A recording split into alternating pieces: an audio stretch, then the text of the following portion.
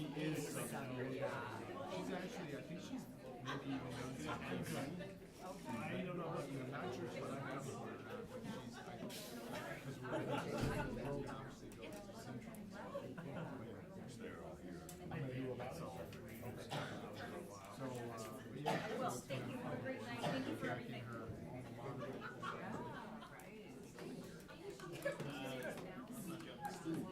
Hey, Mr. Robert. Hello. She like it? She talked fifth grade. She was at Cody. My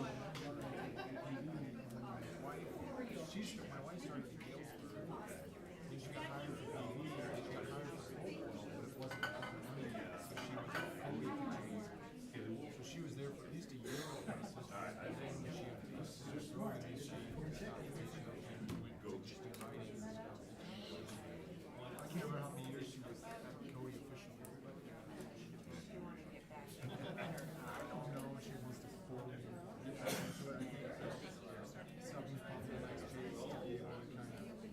So you get to kind of define your role. You get to actually leave it when you leave it, versus, that was a long process. So, Yeah, that's true. so we'll see. Are you guys ready? Ryan, you ready?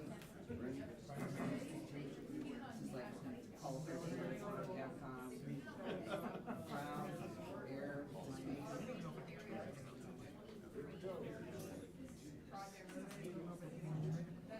Okay, here we go, everybody. We're back in. We're going to start the district business with a 60-second hearing.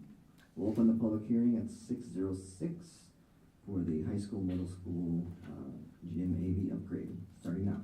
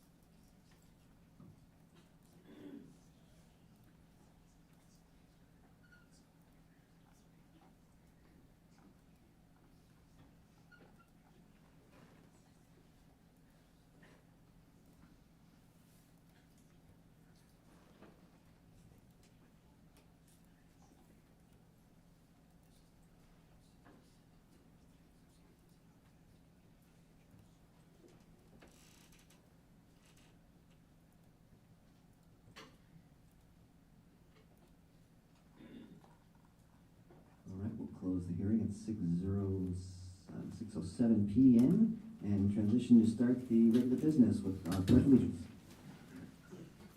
I pledge allegiance to the flag of the United States of America and to the republic for which it stands, one nation, under God, indivisible, with liberty and justice for all. All right, welcome everyone to tonight's board meeting, where we are educating and empowering every student every day in pursuit of educational excellence. Do we have a motion to amend the agenda? I move to Approve the agenda. Richard, can you use the microphone, please? I would do that under the consent item. I move we approve the agenda. Second.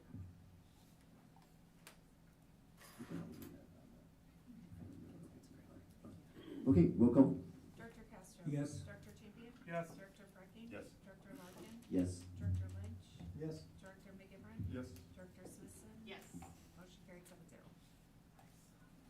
All right, transition to the president's statement. Any member of the community wishing to address this body, now it's time to do that. Please check in with the board secretary before you do, and keep your comments limited to 3 minutes. Anyone wishing to come forward?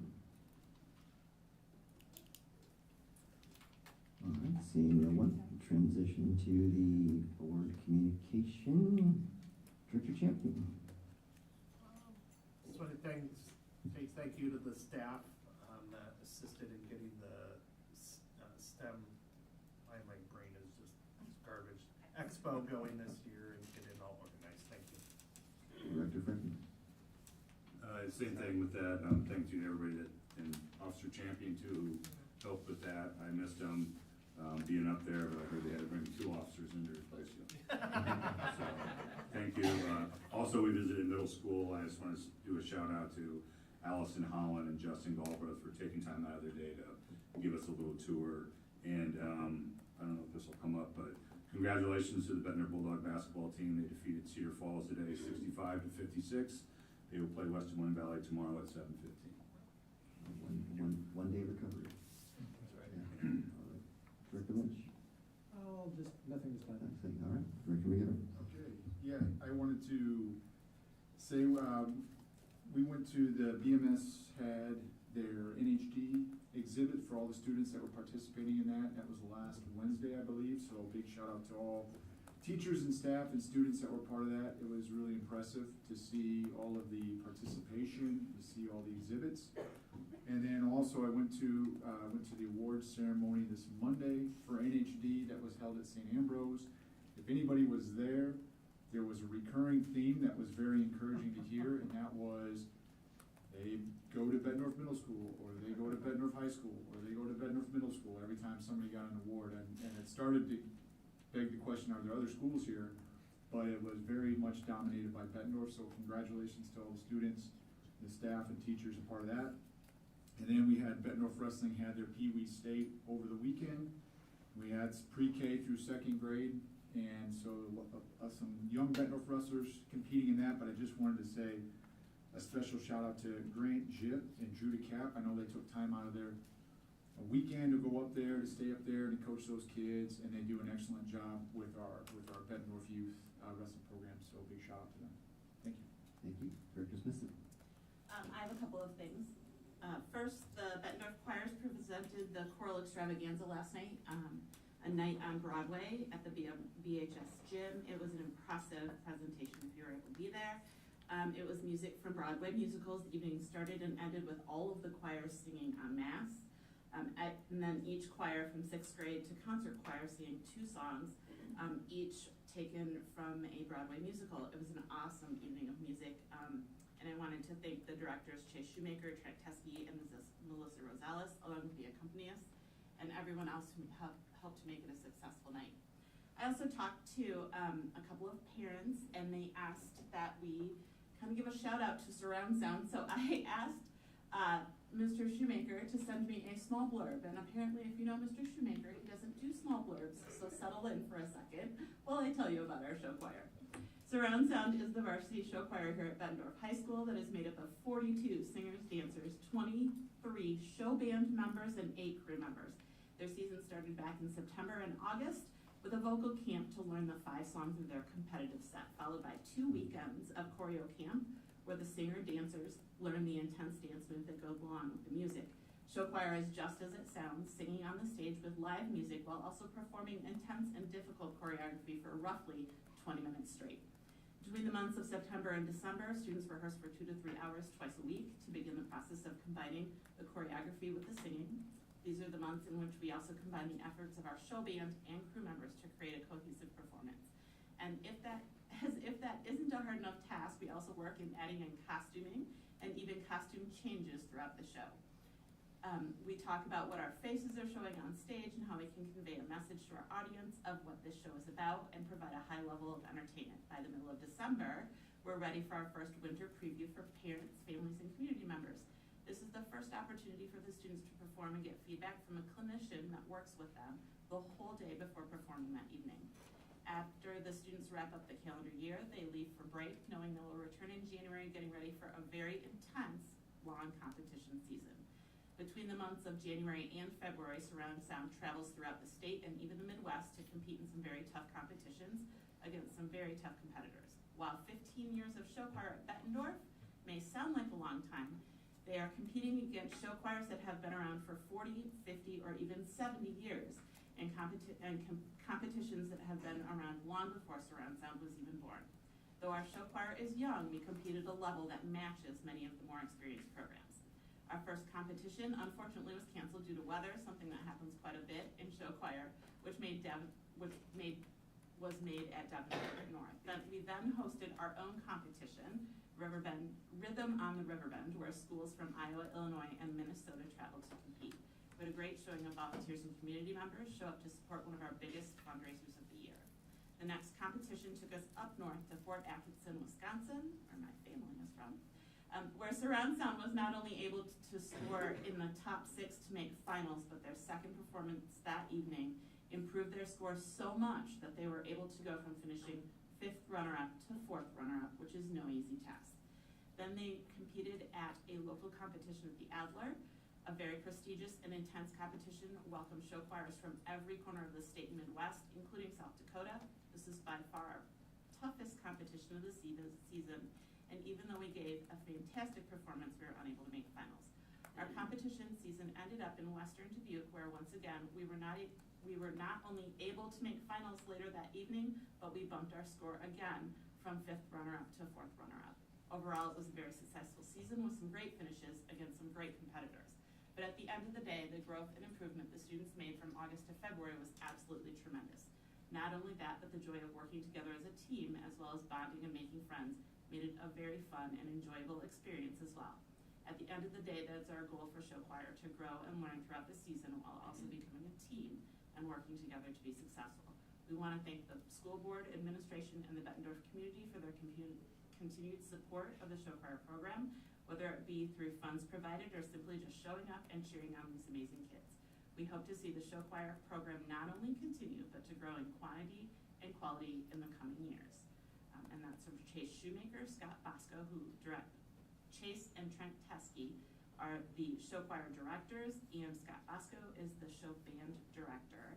And one thing he did not mention in here is that about 75% of the students in show choir this year were new to the program. Those were all first-year competitors and performers that increased their scores and placed twice as many times as last year. So just kind of a shout out to them. Thank you. Director Castro. I also attended the STEM Expo at middle school on Saturday. It was wonderful, wonderful exhibits. The kids were engaged. It was just an awesome thing to see, and the people that put it on are just awesome people to organize it. And it's just a tremendous thing for our students at middle school and elementary school kids as well. So it's quite well done. Yes, the STEAM Expo would easily put the Family Museum out of business. That many hands-on exhibits for the rock bottom price of free was rather impressive, and I'm going to talk more about that later on tonight. Now we'll transition to the superintendent's report.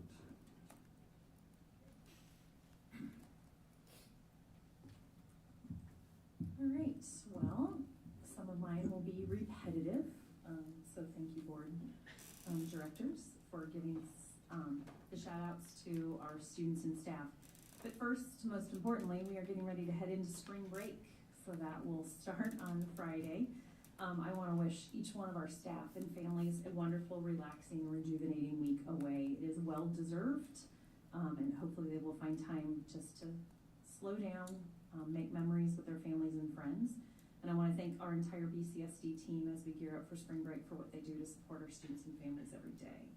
As Director Frecking said, congratulations to our boys basketball team. They will be heading into the semis, they won their quarterfinal game tonight and will move to semis tomorrow. Had the opportunity while our Jazz 1 student musicians were playing to see how excited our BHS administrative team was that were up there as they were on FaceTime watching our students perform as they were exiting the game. So a huge congratulations to our coaches and our players for their success tonight. Thank you, Chris Saito, our Jazz 1 teacher, and our amazing Jazz 1 student musicians for their performance. Prior to this meeting tonight, I think we should start every board meeting with some type of performance. It definitely puts everybody in a good place. But most importantly, on your historic accomplishment recently for placing second at the SEIBA Jazz Festival, and I know you're on to the state competition, and we wish you only the best. And a little bit later, we'll bring you up and sing your congratulations again. Congratulations to our 612 choral students who performed last night at the extravaganza. It was awesome to see them from 6th grade to 12th grade. They sounded amazing, but want to give a big shout out to their teachers and directors, Melissa Rosales, Chase Shoemaker, and Trent Teskey, and the accompanists, Deborah Pena, Laura Corcoran, and Kelly Kelly Presslin. Their leadership and love of music definitely resonates with our students, and you can see that in our students. To the STEAM Expo, another successful event. Thank you to all of the staff and volunteers who made it so successful. I want to personally thank Rachel Dierks and Marty Beck for their leadership and coordination of the event. As has been pointed out, it is no easy feat to pull that event off. Thank you to middle school, to staff and administration for making their site available and their flexibility as we rearranged rooms so that students can engage in learning activities. And thank you to our VHS science teacher, Michael Brannon, and who is also our planetarium director. So for the first time, we opened up the planetarium and had 2 shows available to the attendees at the STEAM Expo. And my understanding is approximately 50 individuals participated in each show. So we had a noon show and a 1 o'clock show. So that was the first time we had opened the planetarium for the event, and that is a really outstanding number of participation. So thank you to him for being available on Saturday to welcome our community into our beautiful planetarium. I'm sure a few folks ended up there because that was the closest parking they could find to the middle school. Hey, whatever drew them in so they could see. It is my understanding we're the only high school in the state of Iowa that has a planetarium, and so it's a pretty special thing that we have, and anytime we get to showcase that, I think is wonderful. And then Booker Bear. So this is an event that was in its 25th year this year. It's not possible without our amazing partners, the Center Credit Union and Bettendorf Public Library Foundation. So each year, first graders get the chance, I believe during the month of February, to read, and they need to read at least 10 books. And then they get to come to an event to be celebrated. Who at 6 years of age does not like pizza? So they get a pizza party and a ceremony, and they get to walk away with their own personal Booker the Bear. But I want to thank Rhonda Nelson. She is our district lead for this, and she works with the Centra and the Bettendorf Library Foundation to coordinate this event. And a huge shout to our principals and first grade teachers for their support and attendance as well as at the event. And then as Director McGivern noted, Bettendorf had quite a showing at National History Day. Only sad I couldn't be there. I was actually at St. Ambrose's campus, but I was working with a group of pre-service teachers that afternoon and evening. But we had 32 middle school students and 2 high school students participate Monday night. We have 21 of those middle school student projects that will be advancing to state, and my understanding is the 2 high school students have also qualified for the state contest. And one of our groups, Nora Gallagher and Adeline Brown's group, their exhibit titled Margaret Cleaves, A Turning Point in Cancer Treatment, won the Junior Division Iowa History Award on Monday night. So that is outstanding. Mrs. Temperley and the team at middle school just do a fantastic job each year of helping our students to not just be successful, but head on into state, and they'll be competing in April in Des Moines. And then save the date, April 23rd, we will be honoring and celebrating our amazing volunteers in our district. So Celeste Miller is coordinating the event, working with our building leaders to identify and personally invite the volunteers who make what we do so much easier on a daily basis. It'll be at the Commons in our high school, and the event will be from 6 to 7 p.m. on Tuesday, April 23rd. So we hope to see some of you there, or all of you, and we can't wait to honor and celebrate our volunteers. So that is all I have tonight. So thank you. All right, thank you very much. Transitioning to the BEA report.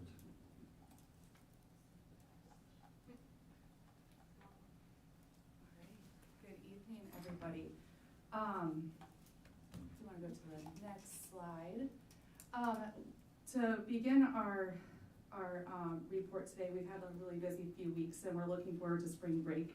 As Dr. Morse has said, we're ready for that break and just to get rejuvenated and connect with our family. One of the things that I wanted to share was we had a great group of people that went up to the NEA Summit over the weekend, and we had a lot of great learning opportunities. BESA and BEA were there, and We have some great friends that are part of the NEA Executive Board as well, so we were able to connect with them and have lunch and connect and see what people are doing nationwide. So it was a really great opportunity to connect with everybody there. We have, on the next two slides, we have Mark Twain featured this evening. This is Mark Twain Student Council, sponsored by Megan Purcell and Mary Wendell, and they had a cereal drive and they collected 300 boxes of cereal, so that was really exciting for them. So that was certainly a highlight. And then it's supposed to be first grade. I don't know how it copy and pasted wrong on my end, but Mrs. Shower's class had Space Day with activities to share their knowledge on astronomy, and it sounds like they had just a great time. So some of those highlights that we have that our teachers are doing in the classroom and the activities and the enjoyment that the students are having in their room, it's really nice to see what our teachers are doing and the impact that they're making in the rooms every day. We have, so the NEA Summit, we had a lot of learning that we've brought back, and Holly Moreland and I were in the same car and we talked all the way up and all the way back, and so we have a lot of things that we want to get started and implementing and things that we're already doing that is almost exemplar and like a model for other organizations to look after. We've been asked to go and speak with other organizations, so that was really exciting for us. And then we talked a lot with like Melissa, I said Melissa Squared whenever we were out. I was like, Melissa Squared, I found you, because we were in different sessions. So that was a lot of fun, and so we were able to also collaborate and connect and share ideas that we can do across all of our organizations. Negotiations update, we do have our team set. We have Mark Kuntz as our chief negotiator, so a lot of the communication that will now probably be coming out will be from him. Holly Moreland, myself, Laura Lee, Melissa, Sarah, and Lori. And so we're really excited. We've been doing a ton of research, and we've had stuff from last year and this year, so we're excited to get that started. We had sent out our intent to bargain on the 1st, and that was sent to both the board and Dr. Morse, and we had documents that were requested for the 16th. We've received some of those documents, but we've been in correspondence to get additional information that are needed, including but not limited to the seniority list, audit, and funding information. Laura Lee and Melissa met with Dr. Morse and Miley yesterday, and we look forward to the next one. I was playing the only parent driving everybody around in the last few days, so that's why I was not there yesterday morning. Following spring break, our executive team will be sending a sign up for board members to come and chat with us when it works out. So any of the time slots that we have, you can sign up to come. We look forward to the opportunity to connect. And then our roundtable will be March 20th, and some upcoming events, of course, the spring break that is coming up here soon. Roundtable, setting the opening dates for proposals, as well as just said today, Happy Joe's evening for our members on May 2nd from 4 to 7. Not 2 will be in school, but 4 to 7. And that's all. Thank you. All right, thank you very much. BESA report.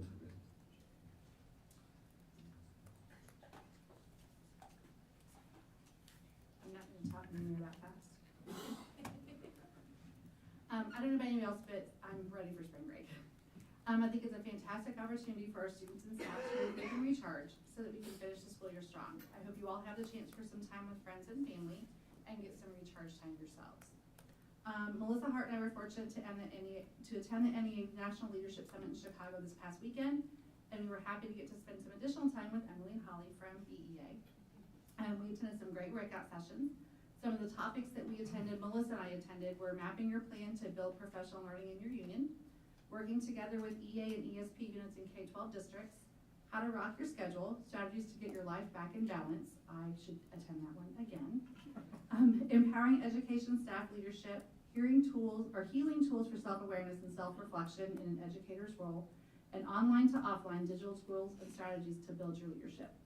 We'd be happy to provide a little more information on what we learned at the next board meeting if you'd like more information, but we didn't feel like you needed to hear all of it quite tonight, and we're just got back. While not everyone is able to make the trips to national conferences, ISEA is offering some upcoming conference opportunities at the state level. All ISEA members statewide are invited to attend those conferences at no charge.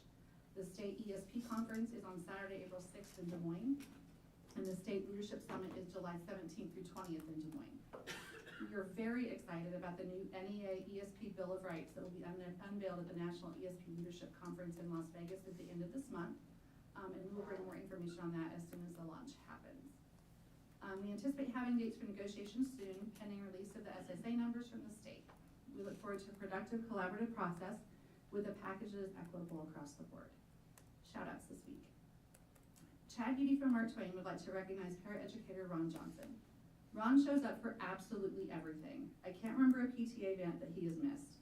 He goes above and beyond in the classroom, participates in discussions, and actively engages in PE class. Ron is top notch. Heather Budd from Paul Norton would like to recognize paraeducator Karin Bakaras. Karin is always willing to help any student at Paul Norton and help put a smile on her face. She genuinely wants every student to succeed and be their best every day. She's always calm when working with students, especially those in crisis, and has also gone above and beyond to help a substitute special education teacher this year. We are truly lucky to have Karin on staff at Paul Norton. Corey Usbaum from Hoover would like to recognize paraeducator Katie McDermott. Katie works closely and collaboratively with the classroom teacher and special education teacher that she works with to best support students in the classroom, lunchroom, playground, and specials. New to the Hoover staff earlier in the school year, she's giving her all not only to form strong relationships with students, but also learn to navigate a student's communication device so that he can fully participate in his classroom. We are so fortunate to have her as a member of our school team. I think it goes without saying that our paraeducators in the district go above and beyond every day for the students that they serve. Many work a second job and still take the time out of their schedules to come to events that their students participate in simply because they're invited. The relationship between paras and their students is definitely special and something I hope we continue to help build and maintain as we go forward. Thank you. All right, thank you. Student board representatives, Mr. Silver. Thank you and good evening, directors. So the student council has been up to a lot and we're currently in a period of transition right now. We're wrapping up our winter committees and moving on into our spring ones. This past Tuesday, we had a speaker here from Argos House, and students were able to learn about what Argos does as a social entrepreneurial business, where not only do they run the store utilizing the work of women who are in need of jobs and helping them transition away from situations that may be dangerous to them in order to get into a better situation in the real world. Additionally, last week was also our lead up in our Spirit Week to the Spring Fling Dance. Last night, students had the opportunity to dress up on every day of the week in several different wacky costumes, and that all led up to the dance on Saturday night. We had decent attendance with about $1,400 raised, all going towards the Student Council General Fund. And just as a reminder, these funds at the end of the Hunger Drive season next year, everything excess that the Student Council has will be donated to Hunger Drive. So we also had our powder buff, senior class powder buff for men's volleyball changed. It was supposed to be tonight, but due to the boys' state basketball game, it has been moved to March 20th at the same time, 7 p.m. in the gym. So hope you all can come and attend. It's a great way to fundraise, and that is helping us fundraise for prom. Prom planning has begun this year, and as we seek to ensure the best possible experience for students, we're currently in the process of planning out decorations. We have our theme right now. Can't remember it off the top of my head, but we do have it set, and it will be at Putnam as always this year. Additionally, as we're looking to transition into these new spring committees, we have opened up the Student Council this year to new ideas. We typically had the same rotation of committees in the past, but now we're moving on by giving students the opportunities to propose different committees that they might want to see in the Student Council. So at our meeting yesterday morning, we had several students stand up and propose different ideas. For example, there was one for a senior field day, and there was another for adding more plants to VHS. But with these different activities and ideas, we're helping students ensure that they see more representation of their ideas and needs throughout the building. I do not have any other comments from regular student organizations. However, I do want to offer my condolences to the German students whose flights were canceled because of the German airline strikes when they were trying to go to Germany. All right, do we have any questions at this time? Seeing none, I will take my seat. Thank you. Thanks, Charlie. Thank you. Every week's very impressive with our schedule. Nothing's going on every night. So we have a lot of recognitions here. We're going to go counterclockwise, starting with Director Lynch in the honor of band students. The Clear Creek Amana Honor Band was held not last Saturday, a couple weeks ago, Saturday, February 17th. Students rehearsed with guest clinicians throughout the day and presented a concert for the public. Bettendorf students who were invited to participate include, for sixth grade, Lydia Arnell Yu, Lilith Bingham, Kyler Franks, Evie Neighbor, and Kiara Tone. For seventh grade, Caitlin Cook, Grace Magistrelli, Tara Parker, and Mikkel Siva. For eighth grade, Owen Blades, Ivy Holland, and Ainsley Pondell.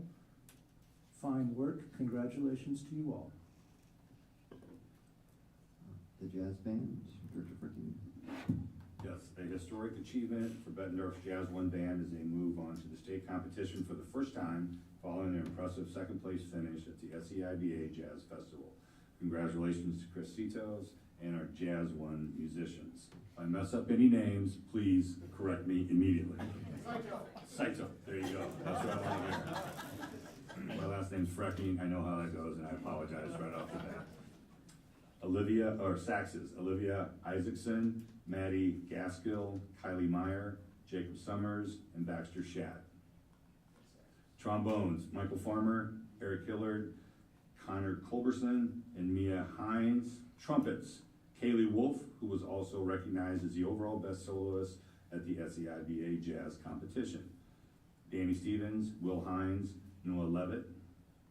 And the rhythm, Mason Goche. Gochi, thank you. Jordan DeSime.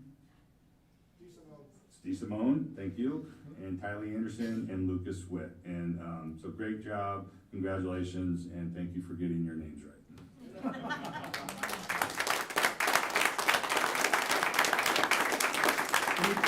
Can you guys come up?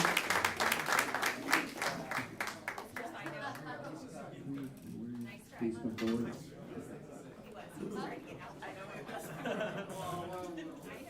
Surround yourself.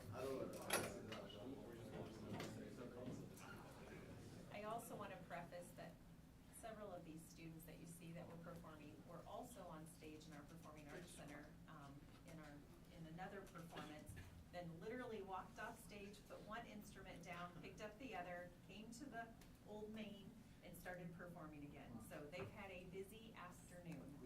It has been a busy week for these kids. We've got 3 up here right now that did just perform in the SEI-STA String Orchestra Festival that's hosted right here at Bettendorf High School.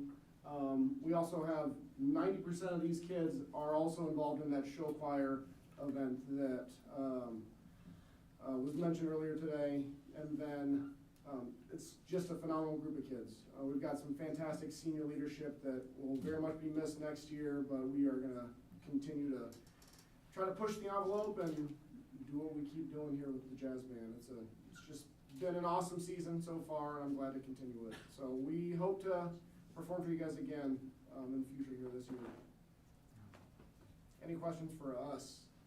No, very impressive, and thank you for the incoming performance. Yeah, I was gonna say, number one, that was absolutely excellent. Number two is, I don't know how the timing worked out, but it was right as I was coming in, and I thought maybe this was my walk-in music. Yeah, hail to the chief. For this. Yeah. But it did make me wanna walk around, snap my fingers, and if this is jazz, it put me right in that mood, so excellent job, really. Thank you. All right, thanks again. We're off to rehearse. Thank you so much.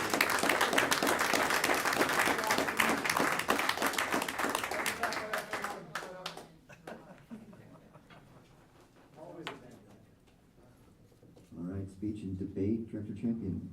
I'll give it room here a second, so.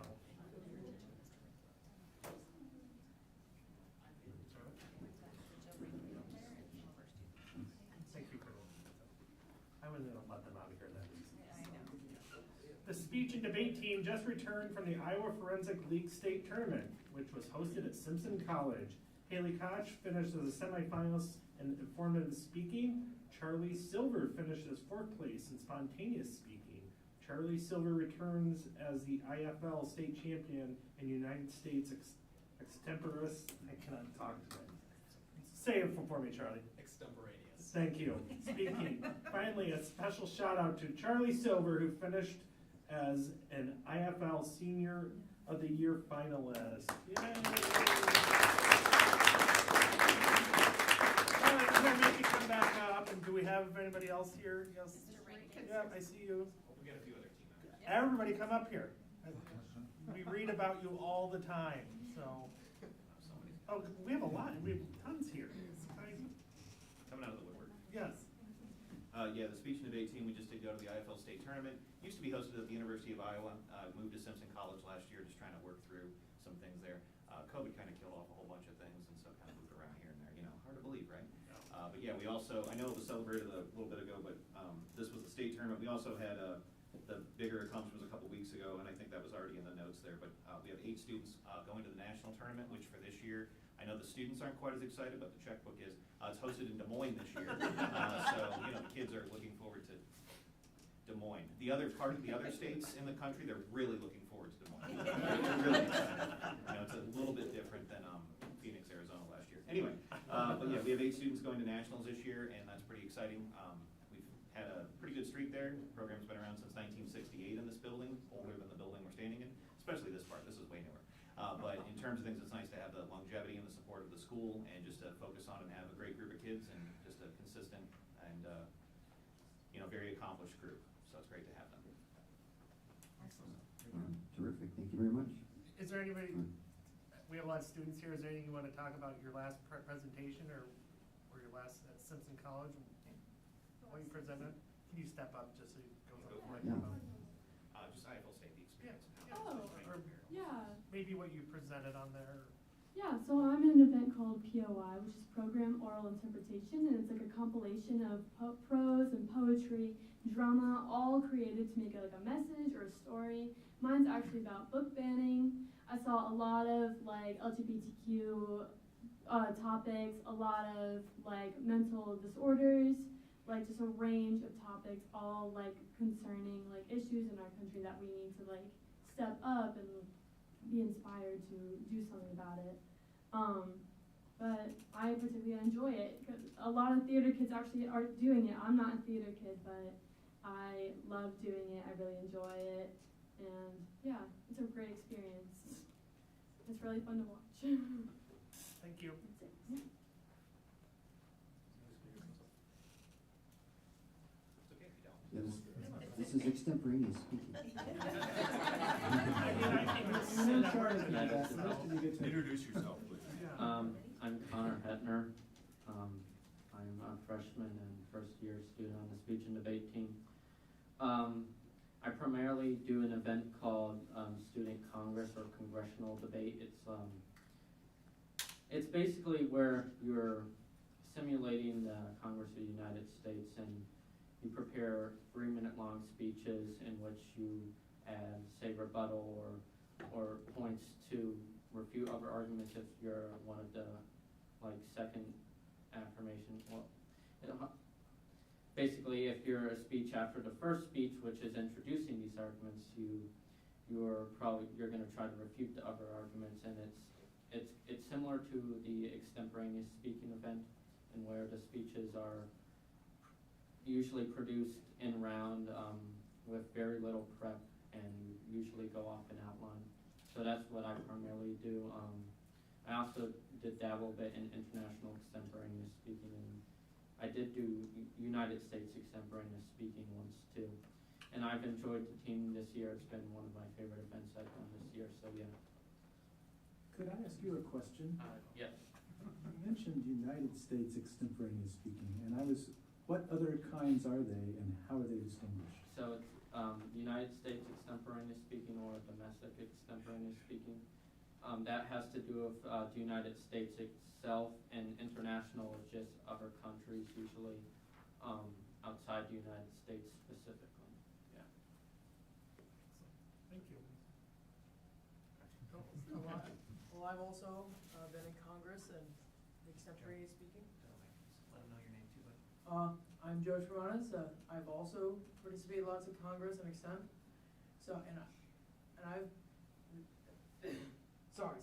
The team, it's been great this year. It's been a great first experience. I've felt like I've improved a lot from my first tournament back in, when was it? October. And I'd also like to give a special shout out to Charlie for being a good mentor on extemp and Congress. Yeah. And also Mr. Rankin for being a general good good coach. Doesn't sound accurate.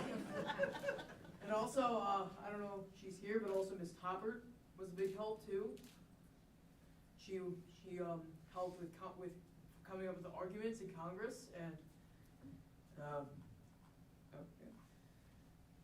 So I'd like to give them all thanks for helping us this season and everything. Thank you. Very nice. Hello, I am Charlie Silver. You might have heard my name here once or twice before. So I compete in UX extemporaneous speaking, which is the event that Connor was talking about. In it, I'm given a prompt and 30 minutes to research and write a 7-minute speech. That's one I was able to somehow come away with the first place this year. I'm still not sure how that happened. But my topic, unlike Michaeli's, changes every time. So rather than having a consistent topic, I discussed something new. I had 5 rounds of competition and 5 different prompts in each one of them. In my final round, it was addressing how fossil fuel companies should respond to the increase in demand for green energy.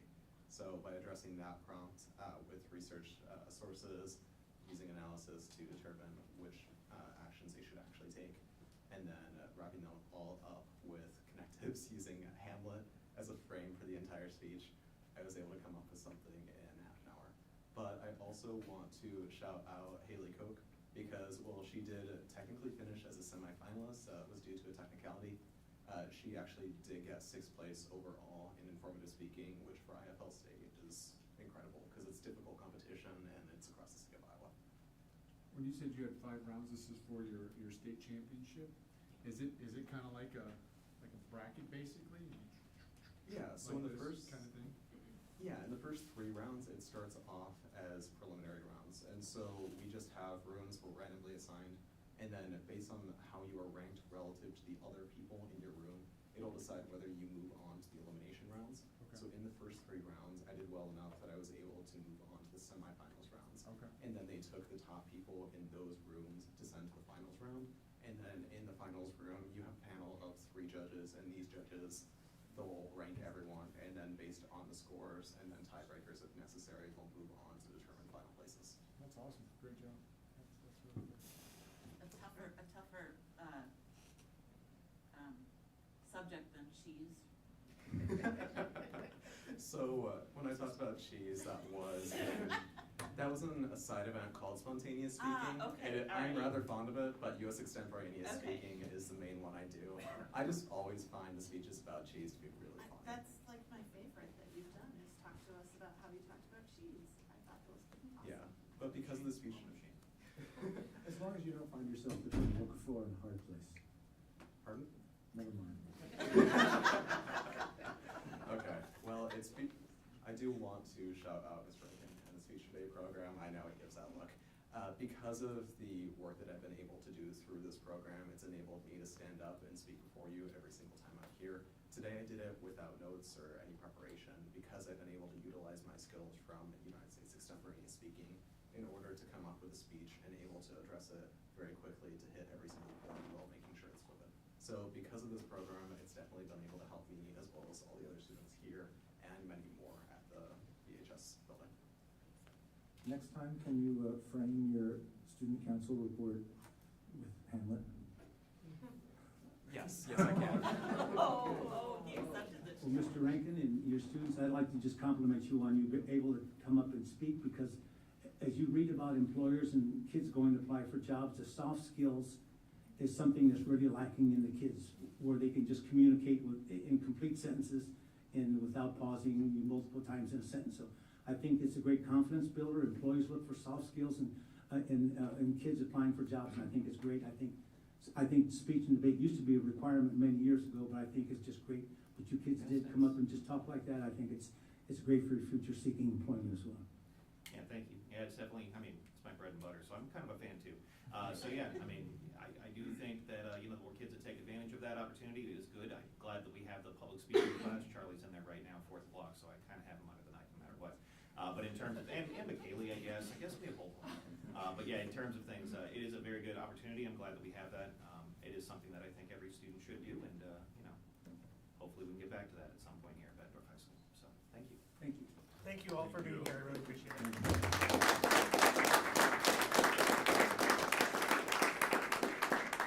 one last thing before I forget is, at the last board meeting, I invited you all to attend our end of the year banquet. I again extend that invitation. It is on Thursday, March 21st at 6:30. Yeah, in the BHS cafeteria. So we hope to see you all there as we send off our seniors. All right, thank you. Next up is robotics, Director McGivern.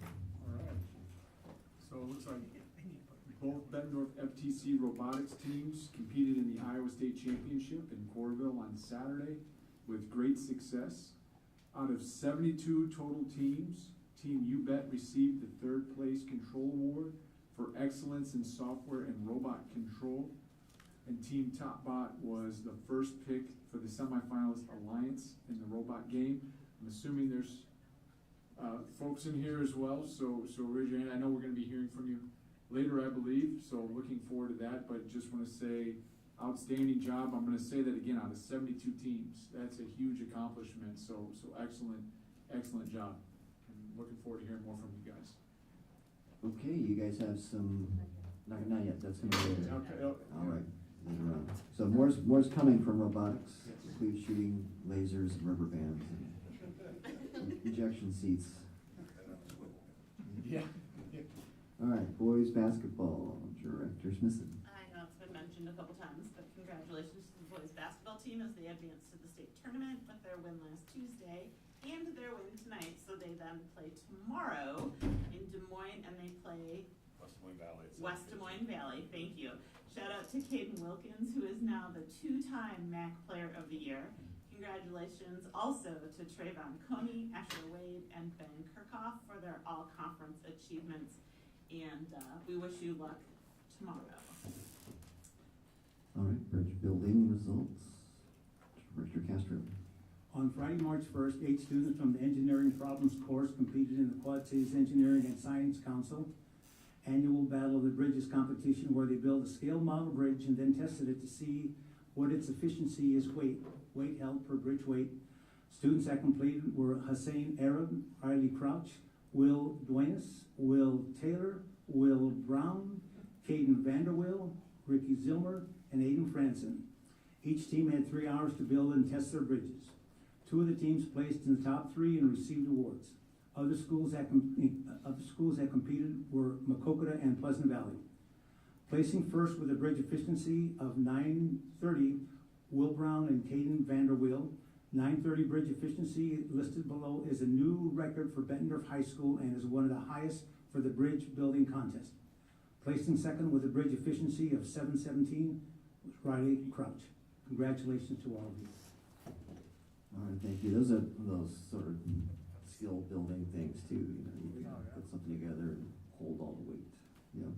All right, STEAM Expo, I'll take this one. This is one of these capstone annual events, and it really is, as I told Jimmy Olsen when I was checking in, all hands on deck, use a Navy term, experiences. And if you look at all the organizations that, and Celeste, you could scroll through all those, just think about the staff that puts that together. That's multiple emails and phone calls to each person, then to have to print out the map and organize the room space. I mean, it's really almost a full-time job just to pull this off, and you're probably already starting for next year's. We've already set the date. Yes, so, and to the staff, for all these people here that did all those emails and phone calls, thank you very much. I saw it in my kid.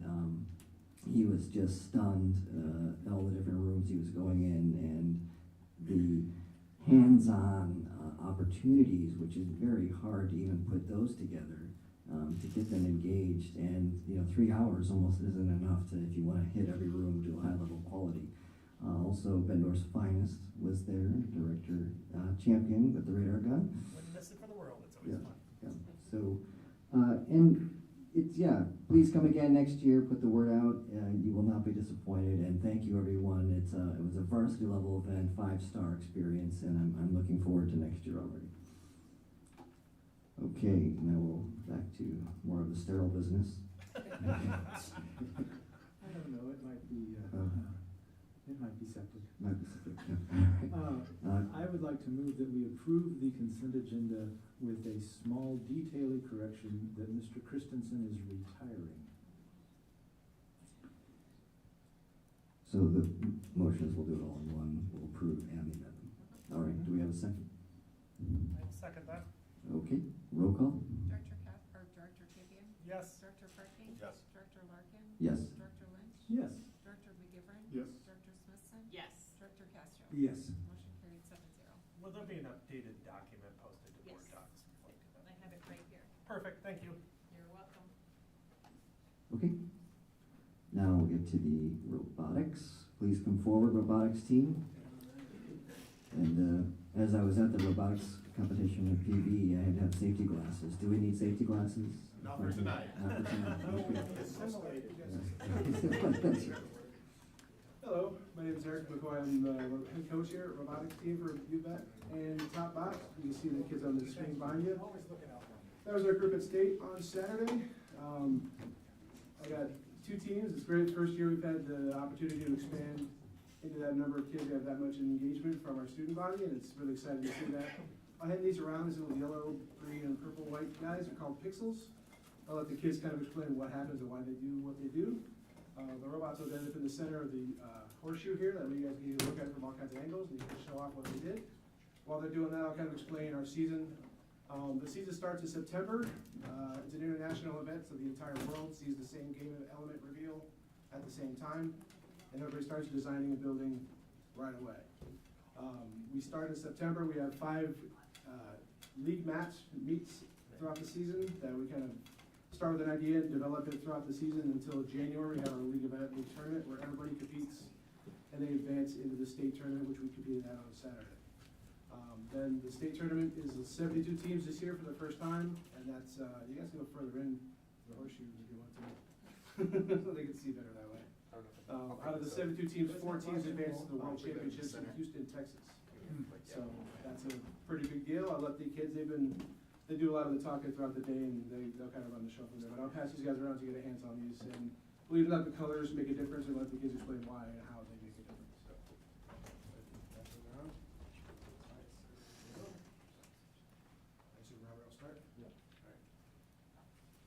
So, hello, my name is Robert Day. I'm a junior here at Bett High School. I had the pleasure of being the team captain for Bett, which is one of the 2 robotics teams here at Bett High School.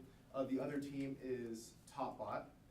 Start us off here. I'm going to have Michael Farmer step forward, start to talk about like our recruitment process and how we sort of start this sort of program. So to give context about our program, this is our first year as robotics of having 2 separate teams. You can see them in the photo, the black and the gray. And so this is our 9th season as a team. And so we're completely separate teams. We don't get to benefits of any other teams. We work together, obviously, and we'll talk about that more. But we're 2 separate teams registered. And that's super important because it allows us to basically register twice as many students. There's a cap on the number of students, and we're able to double that, which is why we have so many people here. We have a mix of students tonight as well, if that wasn't clear. And so we're getting the ability to support 2 teams. That starts with our recruitment process. So we had about 25 applicants, and we're fortunate to accept most of those. And we do that through outreach events. So you probably saw us at like the parade. We're able to reach out to a candy launching robot, stuff like that. And we also joined the BHS Club Fair, recruit members that way, put up posters, all that. And then we grab people from all backgrounds. And we don't just need builders and programmers. We need people who can fundraise, people who can do public speaking, people who can do outreach to youth initiatives, who can bring robotics and STEAM to other communities. And that's represented in all the people you see before you and in the picture. And we're very fortunate to be able to do 2 teams, and they both were so successful.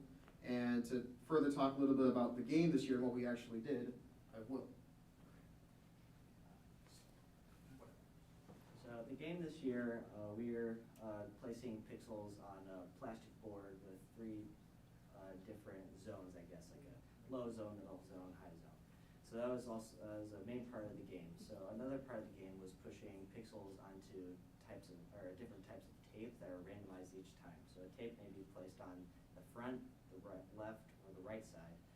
So depending on whatever the program says, we have to push in an autonomous period, which we don't control the robot. We either push the robot, the pixel to the center tape, right tape, or left tape. And the in-game zone, which is after about 2 minutes a game, we have the ability, or we have the option to launch an airplane into a zone to get us more points, as well as hang on a truss to do a little pull-up with the robot. What are these things I'm holding here? So those are the pixel game elements. Okay. So both robots had to be able to pick those up in order to score any points during the 2.5-minute matches that we run. Okay, so this, like they were part of the crops Yes. they had to deal with. Okay. There's 94 of those little guys on the field at potentially at any one time. Like Robert said, the pixels, we have to design claws and mechanisms designed specifically for those. And at the end game, like he said, there were special things we were able to do, such as hang from rigging in the field, as well as shoot a paper airplane into designated landing zones across the field, positioned in such a way that it was harder to get more points. Another thing we were able to do was, with both of our robots, we were able to get all of those scoring methods. So yeah. Okay, so about our bot. So our bot requires us to, put pixels on a backdrop that's like 15 degrees. So we have this handy linear slide that is able to reach up without taking up much space to be able to put it in like the spot it needs to be. Another part is launching planes. We have a plane launcher up near the front to put the planes as far as they need to go without going too far. For the hanging, we needed a mechanism that could help us without getting in the way, so we used that mechanism. Now, we have a couple wow factors about our bot. The first one is the linear slide that allows us to reach far without taking up much space. The second part is the LEDs. We use those to communicate with the bot.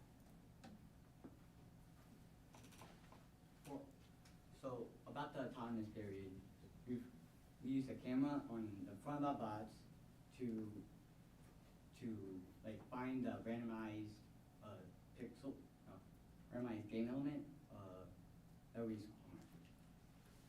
So the randomized task Will was talking about, we use that camera to find that game element or props we use, and then we detect it, then we can go to it all the time.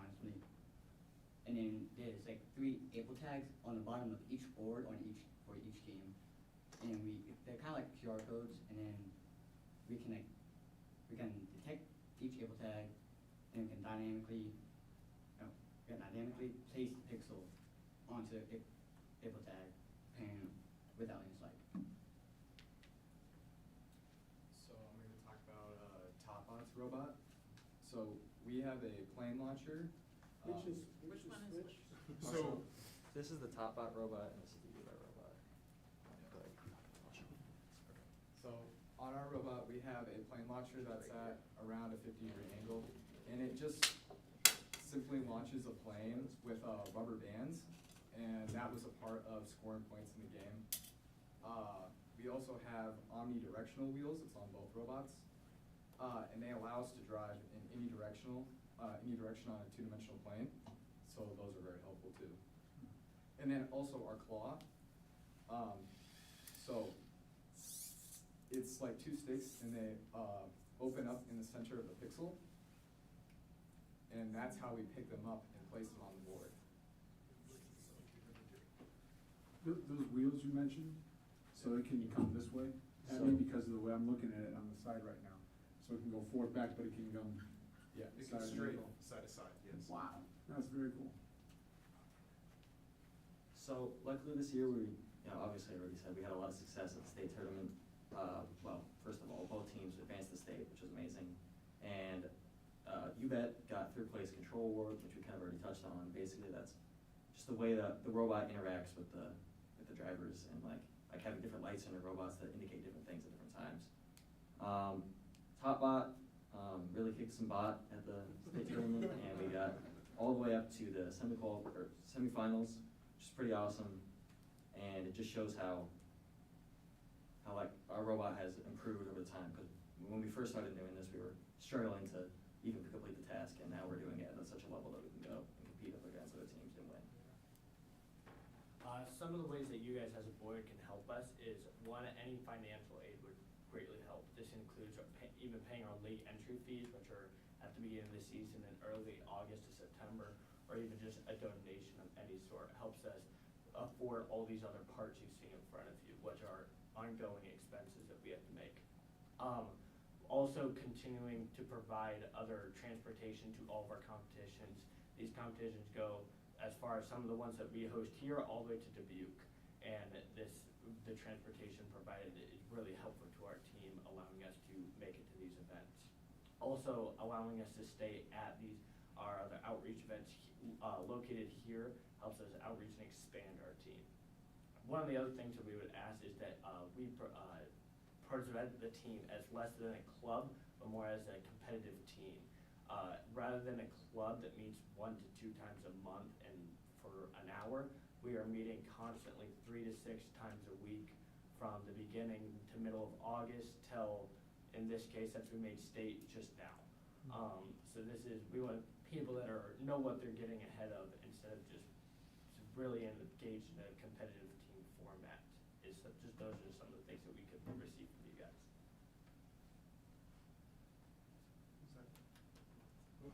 Are there any questions? The average cost of one of these, and the cost of the wheels.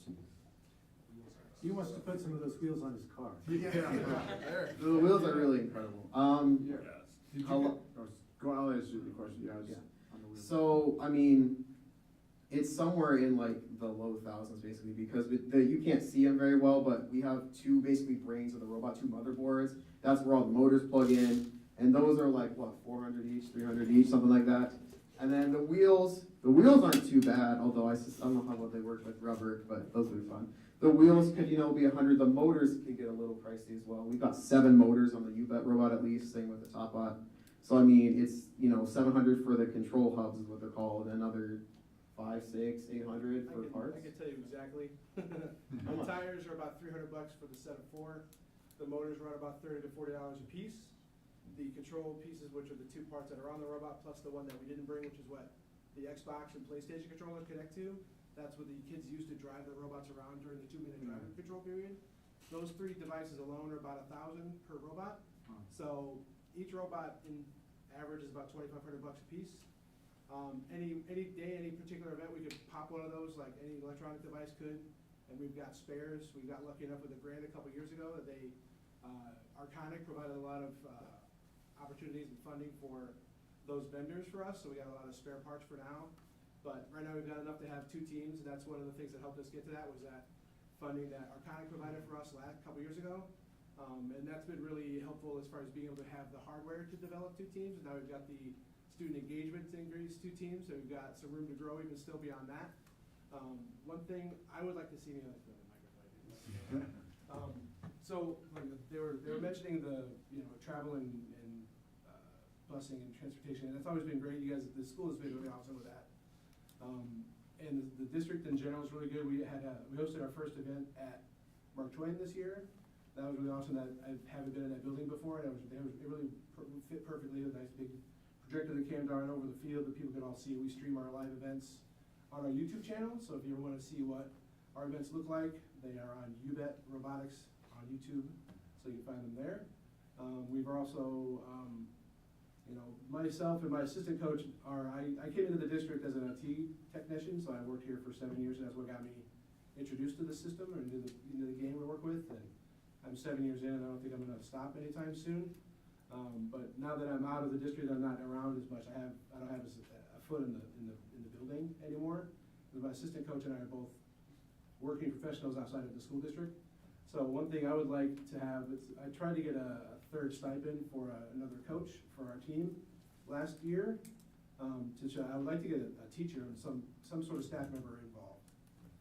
Miss Rebecca Carton, who was the coach before I stepped in, we still use her classroom. She's been real awesome letting us use that, but to have some sort of somebody in the staff, either at high school or middle school or somewhere, that can have the opportunity for the kids to get together after school, because I can't get here until 5:30 or 6. So if we had that opportunity for kids to get here after school, they can put some time in, and I could pick up the baton, and they could work a little bit later in the evening and not have to be here so late. But I'm really proud of the group. They're all awesome kids. There's 22-ish total.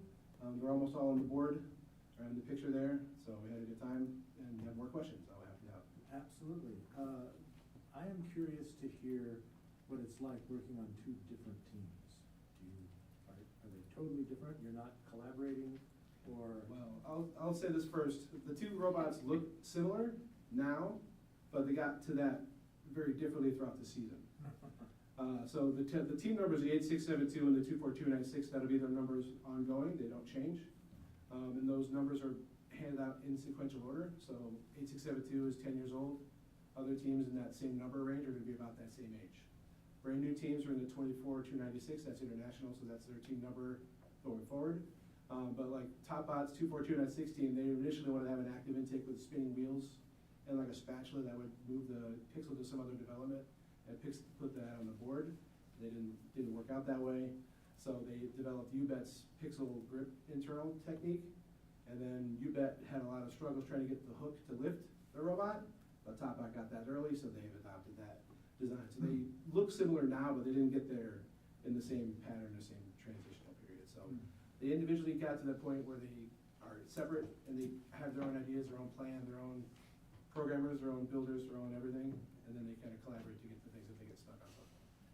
And this is, my second question is actually for, I think, just a few of the individuals. I understand several of you were competing in this event and performing in the jazz event on the same day.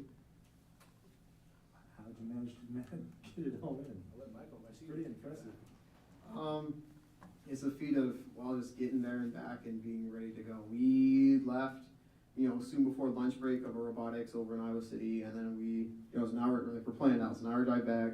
We got there about 20 minutes before we actually performed, and so it was very fun. We got there with time, got a bit of time to warm up, and then performed very excellently with jazz band. So, it was an incredibly fun day to have success on both ends. And so, we're up for the challenge, I think, in managing it, and we did well. Other than you only get some of these experience once with your 4 years in high school, and being able to take advantage with as many of the clubs and activities that some of us do, and figuring out a way to balance it really helps. And having all your other team members able to help you really helps you balance all those other extracurriculars that you're involved in. I just have a quick question. I think you mentioned earlier that you have people who go out and fundraise. I know last year you talked a little bit about that. Can you talk to us a little bit about what you do for fundraising? Because I think it's an interesting process. For funding, we pretty much made a email layout to any company that we thought we had a chance of getting funding from, or just wanted to see if they were interested in assisting us. And then we also had a different layout for returning funders. So we, at the start of the year before the competition release even happened, we start sending those emails out, which has 4 brackets of the amount you can spend and then the amount of recognition you would get. So they can either just get a name on the shirt of the company to a actual they can either just get a sign on the shirt, It's like put stickers on your fighting shorts. or just a sign directly on the bot. So we have that whole setup with the funding. That's awesome. Is that a tax deductible donation? Well, You had it that goes set to up the like that? school, so I assume Okay. so. Okay. Hey, looking at this, so I work in supply chain management for ammunition production, and some of the coolest things I get to do is go to these facilities that make, not just put the ammunition together, but all the parts and pieces, especially when you get into fusing and things. And I always look at these machines that they have on the line, and I think, who in the world is putting these together, and how do they come up with this stuff? But, I think I'm looking at those faces that would be doing stuff like that, and the application, I gotta imagine, of the skills that you're learning and working on right here are exponential, and the opportunities they have, so outstanding job, and this is just really, really cool, and encourage you guys to keep doing that. Did you guys design those wheels then? No. Okay, but you figured out that that would work on there and stuff. Figured out so- the orientation for me. And I heard the word Yeah. strafe too, I gotta talk to you later, that's a Yes. gaming term. Yeah. So it's nice to hear that too, I can geek out with you on some gaming stuff later maybe and stuff, but no, that's outstanding. How many of you are seniors? There's one other night here tonight. Awesome. Oh, You great. plan to So you guys are continue- back, yeah. You plan to continue your engineering skills in college then? I am, yes, I'm looking at computer engineering or systems engineering, so that's a lot of what this is. Great, Yep. great. Secondly, I see all males up here, okay? And in the picture, I see several females there. Do you have also females, in this in your club as well? Yes, that's, yeah. Yeah, Good. I mean, yeah. So I mean, like, yeah, some of them couldn't be there tonight, which is very unfortunate, but that's an intentional focus of ours. We want everyone to become involved. And I think 2 years ago, we had like one, so I mean, we're looking at improvement, and we're very intentional about that, so yes. So with just only one senior, you have a strong bench returning next year. So you should be right in the running again, and that'd be awesome to see and hear again. And I attended your expo, or your robotics competition in Pleasant Valley, and it was just exciting. It just was like a sub-state finals game, the way the cheering and the fans, and looked like a Daytona pit crew when you guys would get done and go work on your things. It was just amazing to watch, and just kudos. I was so impressed with what I saw, the intellectual capacity that all you kids had. So it was just awesome to watch, and congratulations on the successes that you had this year. Thank you very much. Could you guys all introduce yourselves so we know who you are? Just I'm Will, I'm a freshman, this is my first year on the team. nice. I'm Carter, I'm a freshman, this is my first year. Oh, man. I'm Austin, I'm a sophomore, but it's my first year on the team. I'm a senior, it's my 4th year on the team and my 7th in robotics and Bendorf. And you want to thank your father, right? I do. I'm Lucas Wineclaw, I'm a sophomore and this is my 2nd year. I'm Parker Pruitt, I'm also a sophomore and it's my second year. I'm Connor Hentner, I'm a freshman and this is my first year. I'm Jack Hirschkis, I'm a sophomore and this is my first year. My name's Noah Levitt, I'm a sophomore, this is my second year. I'm David Day, freshman, first year. I'm Robert Schulk, and this is my 2nd year, and I'm a sophomore. I'm Robert Day, I'm a junior. This is my 3rd year on the team, 7th year with the robotics program. Awesome, outstanding. Anybody else, for questions? No? All right. Otherwise, thank you for your time.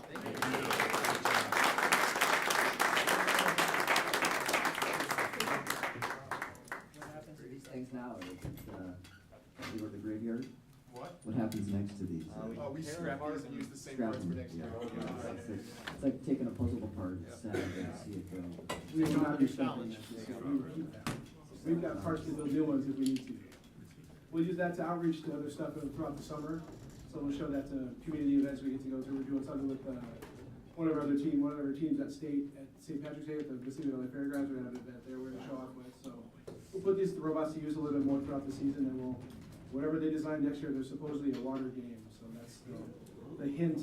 They had a big teaser trailer released a couple of weeks ago. So the event is there's always been the rumor, the meme of the teams have always been some sort of water related game. So they're finally buying into the bid. So we'll see if that works out. But they'll get a brand new game next year and we'll see how it goes.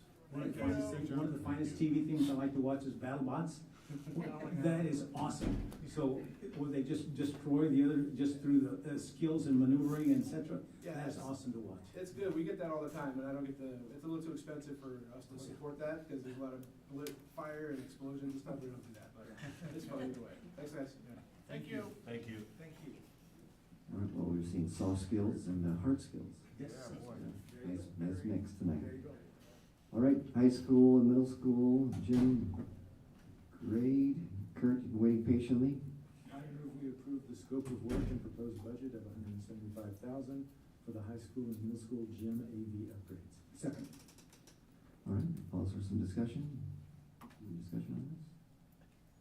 So I don't know if you've been in the high school or the middle school to hear the sound system lately, but we have some critical components that are at end of life and not working as they should, including and not limited to amps and speakers, PA, horns, the integration with the paging system. So because of all of that, for safety, security, and to be able to use our gyms as we need to, we're proposing AV system upgrade to both. We'll overhaul the entire system in both gyms. So, Okay, any discussion, more board members? I have a question, was it budgeted for? Or how is no, it being paid it was for? not. It was, we had in the fall, we had a amp go out in the high school gym. So we've been limping along. We pulled an amp out of the pack. If you've been in there for activities, none of the lobby gym speakers are on right now because the amp can't cover it. So if you've been in there for sound, we have speakers over top of the bleachers that are on, but none of the other speakers are working because the amp blew and we don't have an amp to power it. So our suggestion was to use couple reserves to cover this not expected project. One of the other things this allows us to do, Aaron talked about some safety components to it with the PA, but newer systems, they also have to integrate with fire alarm. So if somebody's blaring something in the gym during an event or something and the fire alarm goes off, it will cut off that sound so that you can hear the horn and strobe. Also with accessibility, so based on the number of people that can fit in either gym, we have to provide so many FM receivers, so if somebody that is hard of hearing or deaf can come up and say, hey, I need a receiver, so they can hear the sound system as well. So there's a lot of nice parts to upgrading these systems. I'm just curious about the funding source. Thank you. Yeah.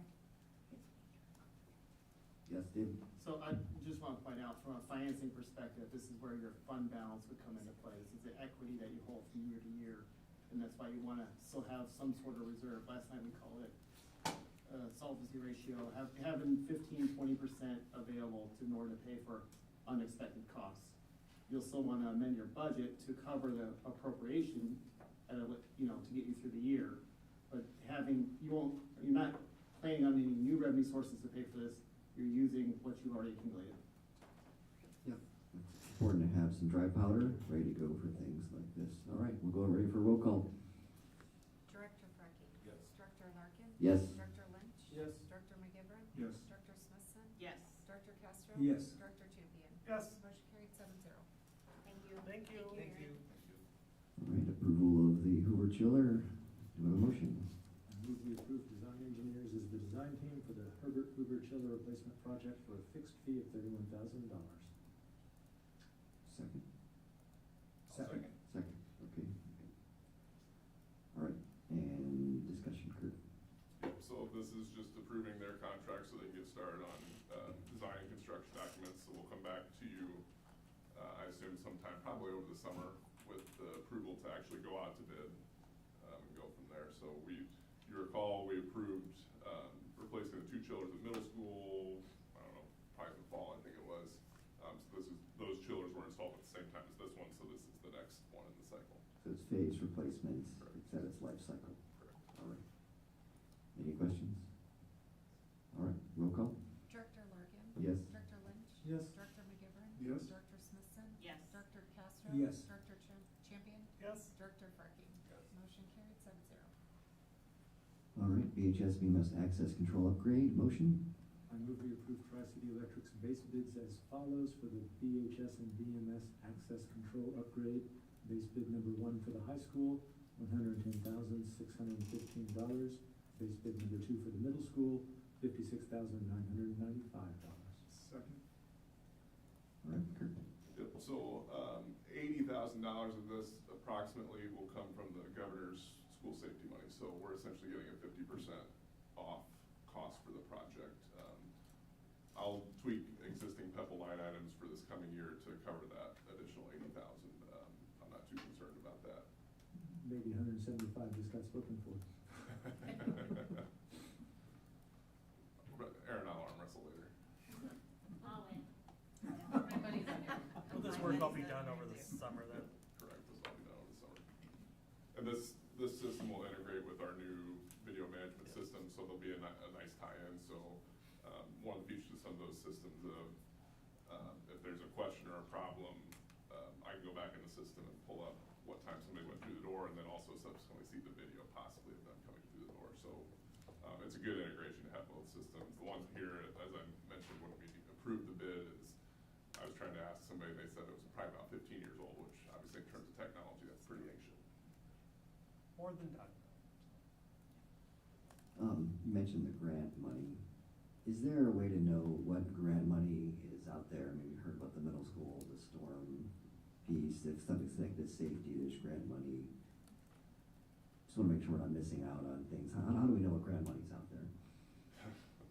So you kind of just have to pay attention, I guess, Yeah. the short answer to that. Our UAN does a great job of kind of filling each other in on that.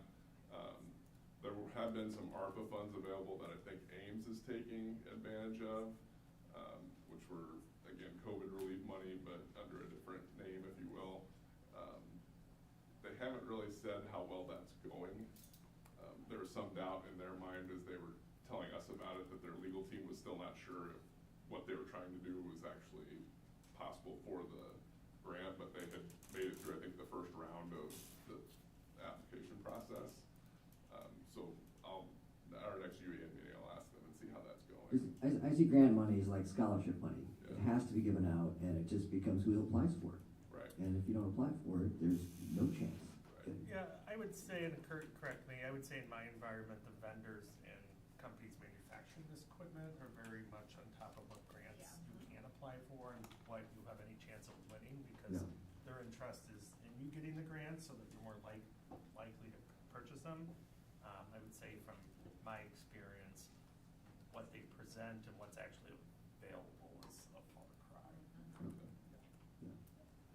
Kurt, I don't want to put words in your mouth. Oh, that's good. Yeah, yes, vendors will come running to you saying, if you buy this from me, it's, half off or whatever. And they understand sometimes it's not as good as what they say it is. But I'll try and develop somewhat of a process to try and stay on top of that, and we can talk about that in the future. Okay, thank you. Any other discussion? Okay, roll call. Director Lynch? Yes. Director McGivern? Yes. Director Smithson? Yes. Director Castro? Yes. Director Champion? Yes. Director Frecking? Yes. Director Larkin? Yes. Motion carried 7-0. Thanks for staying on top of that stuff, Kurt, so it doesn't come 20-year-olds and just quit working one day. So. All right, legislative updates. So again, this is that standing agenda item, so the board can have discussion or give staff direction on anything that might need to be followed up on with regards. They continue to work through the AEA bill and make some revisions here and there. The House has passed their version out. Senate is still working on it. They were supposed to have had a subcommittee meeting, I believe, today or yesterday. They didn't feel like they probably had enough votes, and so that got postponed. We're still waiting on direction on SSA and the teacher salary piece that's out there. So this is your time. I know there was some interest in looking at possibly having some discussion around a local district in our area passed a resolution around the AEA piece. I do have a sample copy of what that language looked like available if you all want to see in that discussion. So I'll just turn that over. Yeah, I mean, I'll go ahead and start. I've made several requests now that we create an action item to support these AEAs. And I made a request for there to be an action item in this meeting, and I was told there needed to be more discussion about it. This has been going on for weeks now.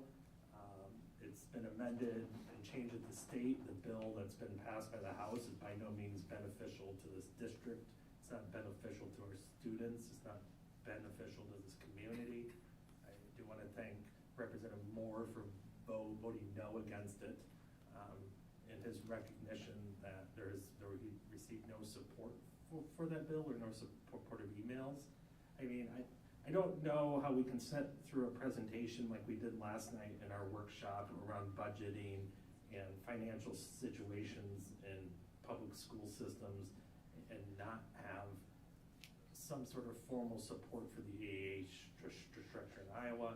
The governor already took steps last week to deteriorate services being provided by the AAA by turning them over to a private company. I would again implore this board to bring a resolution to this table and pass it. I don't think there is time to wait. It's already been passed by the House. It's going to go to the Senate. And the reduction in services to this district and what's going to be put on us is astronomical. And they've tried tried to water some things down, stating that, well, you can use them for these services, but you don't have to. But this is, the AEA structure works because it is a consolidation of services into one location, so if one district pulls out, it impacts all of us. And I don't wanna sound like a broken record.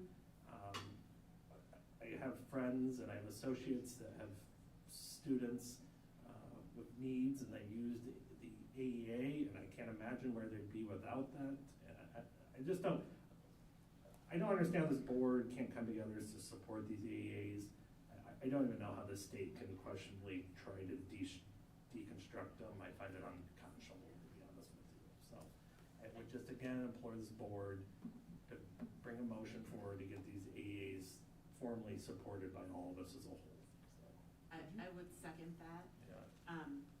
You know, we talked about NHD, the majority of that is supported, all that research, all of those databases that those kids use to find those resources, all of that stuff is all supported through the AEA. If that's gone, our NHD program is not going to be at all what it is now.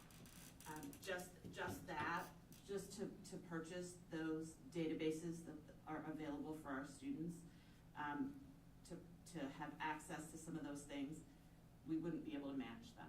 There is no way. I've done bidding for those kinds of things and started looking into what they're gonna cost for the district that I'm in, and it's astronomical, and a small district can't do it. It's ridiculous. And the professional development for our teachers, there is no way that we could provide the professional development for our teachers, for our principals I believe principals were at the AEA just today, getting more training. Like all of that professional development that we can use the AEA for, we would have to do all on our own. We would have to add staff to do. I am in 100% agreement with you, Director Champion. We need to move on this, and we need to move on it quickly. Even the new supposed letter that came out today, I read through it. It still is making too many changes. Could you pass out that Of course I can. other language so we can all look at it? Of course.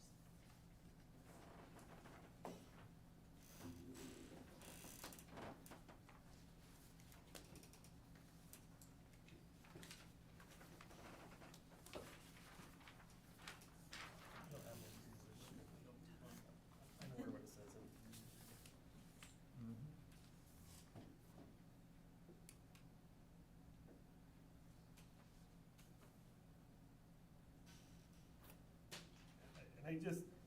I think this led or gets to the root that if you want to propose structural changes to something, you study what it's doing. You don't just start dismantling it. Like, you wouldn't just come in and dismantle portions of the school district because you believe that it's not the most efficient way to provide the services.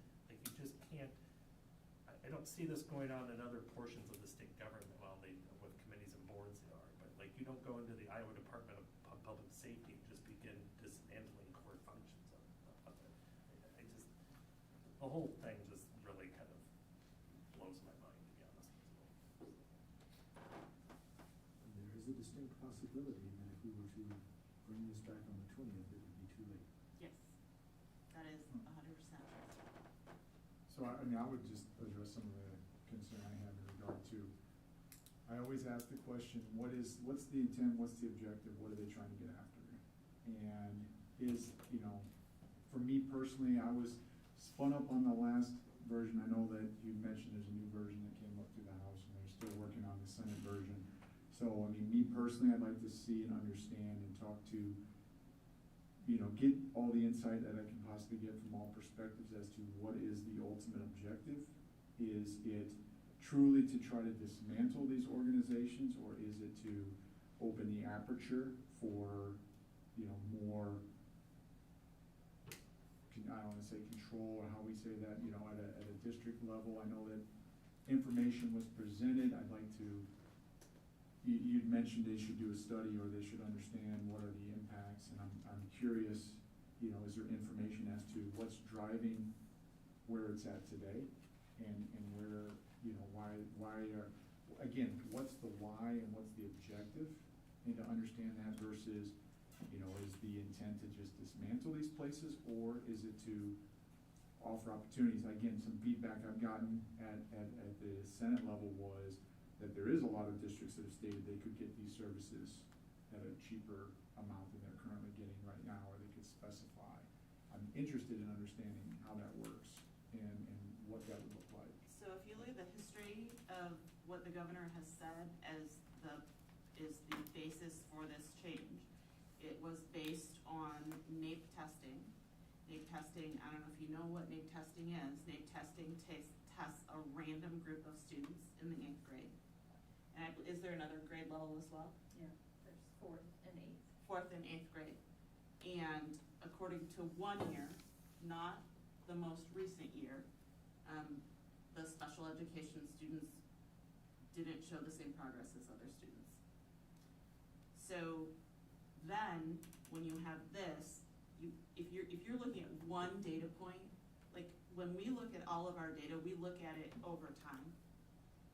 That was one data point that was pulled, and it was said, see, we aren't serving our students correctly.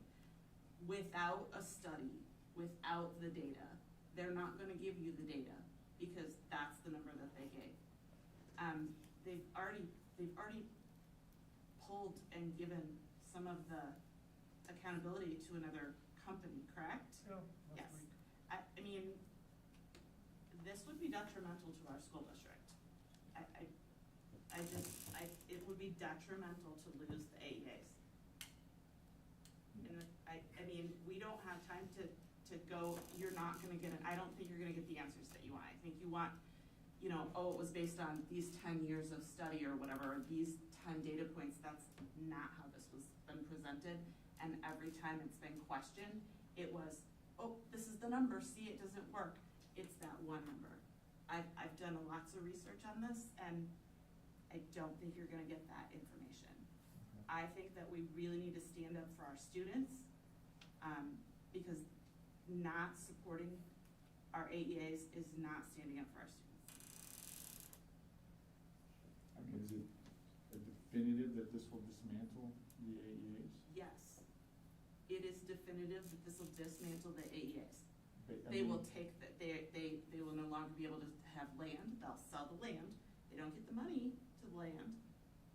The state is gonna take the land and sell it, and the majority of the positions in the AEA have already been put onto the Department of Education website and advertised. They won't be AEA people anymore. So, yeah, I mean, I'm looking at that, again, going back on some of the feedback on, and I've not spoken directly, obviously, to other districts, but that feedback being if they can get these services, the same services, to serve our students and to get everything that we need to do, again, is there an aspect of accountability? Is there an aspect of transparency? Is there an aspect of being able to have more command and control over what services you need and where you go out to get those? So I guess my concern is why the rush? If there is a problem to be fixed, do the study, take at least a year to do it right, and then have proposals that aren't leaving us all in the dark. What's gonna happen next year, we have no idea. But so that everyone's on the same page and everyone has the buy-in. That would be the proper way to do something. And that, it does seem like this is here it is, vote on it now, gotta get it done, don't stop to think. And that's what worries me, is the pace. And I think this resolution in front of you specifically says, if the and it doesn't say don't change the structure. It specifically says, if the structure is altered in any manner, a comprehensive study should be conducted prior to making those changes. So we are not saying, this resolution does not say don't change the AAAs. This resolution says, do the work to see what is working and what is not working before changing the system. Well, I think that the governor might have had some input prior to coming out with some of these kinds of conclusions. I think it's been a while since the AEA's kind of had some sunshine provided on it, as far as their services, if they can be streamlined, if they can be condensed, their budget, etc. How can they streamline their with the services they provide to us as well? And I think last time when the special ed people were here talking, I showed the last time we got any kind of comprehensive data from the AEA, as far as I know, was in Profilo Services from 2004. What they do for us, how many hours, etc. I also showed this document that says Mississippi Bend Area Agency 2005-2006 yellow pages, where it had all the departments, all the people that work in it, etc., phone numbers, etc. We donate charities. To one of the charities we donate to is the Victory Center Rescue Mission in Clinton, and this is Clinton, Iowa, and we get a end of the year study that says total number of families served 3,411. Total number of pounds of food given away, 226,954. Number of nights lodging in our facilities, 16,200. Total number of meals, 214,900. So we get data back from a rescue mission on what they provide, numbers, etc. And I don't know that we get those kinds of services, get that kind of data back from the AEA. When we had the presentation from the special ed people, that was the first time that I had seen specific numbers and data on the services they provide for us in many, many years. So I think perhaps, in the way I see it, the governor's trying to perhaps shed some sunshine on the AEAs, how to better maybe consolidate their services, streamline their services, give more autonomy back to the school districts, and then if all that kind of works out the same, then let's kind of keep it as it is. But I think she wants she's had, I think, plenty of input, and this is her way to kind of try to make it better. It may be better, it may not be better, but I think there's lots of people that think it can be done in a better way. Shouldn't we study it to see if it should be done in a better way I first? think she's had a lot of before changing it? input prior to coming out with this proposal. I A don't lot have any of evidence. information you just talked about, Paul, I know maybe Yeah. is readily available on their webpage. I was gonna say the same Looking thing. at it right now. That whole yellow paper that whole book, the yellow pages isn't produced anymore because it's not cost effective to produce it and send it out to thousands of staff when it's online. How would we, I think there should be at least provided information to us. You can do that if you want to read, you want to research and do things. I had no idea that was on the website. I'm just letting you know it's on there if you want updates on it. And I think and saying one more thing, I think the new directors, I don't know how much experience they've had with the AEAs, just trying to, drinking out of a fire hose here on the kinds of things that you were trying to learn and be more familiar with AEA in general. Director Frecking, do you have anything? No, just thinking about it. Okay. I don't know if it is good to decouple or stick with it. I don't know. I'm leaning towards Director Lynch's opinion on the matter. I would be supportive of some language that recommended slowing it down to learn more about the impact. From what we heard last night, that was very instructive of not only the AEA thing that's going on, but other types of regulation and challenges that districts across the state are going to face, and a more comprehensive resolution or letter that addresses these challenges, to include the decoupling of the AEA or these issues with our budget, and to the finance director's very interesting opinion on what he sees the strategic directory and potential risk for public education over the longer term. I would be supportive of a letter or resolution that we could craft some language to let the governor and our legislative people know that what we're seeing may have multi-year impacts for us when we're already financially challenged to have more of those challenges, and that's troubling when our needs are so vast and our income, when our income gets hurt even more and our bins of how we can access that income gets even more restricted, it just becomes an untenable problem. Can I Yes. when you're done? Yes, so, yes, we can make some language, I think, that will be maybe not satisfied, that covers everything, to both sides.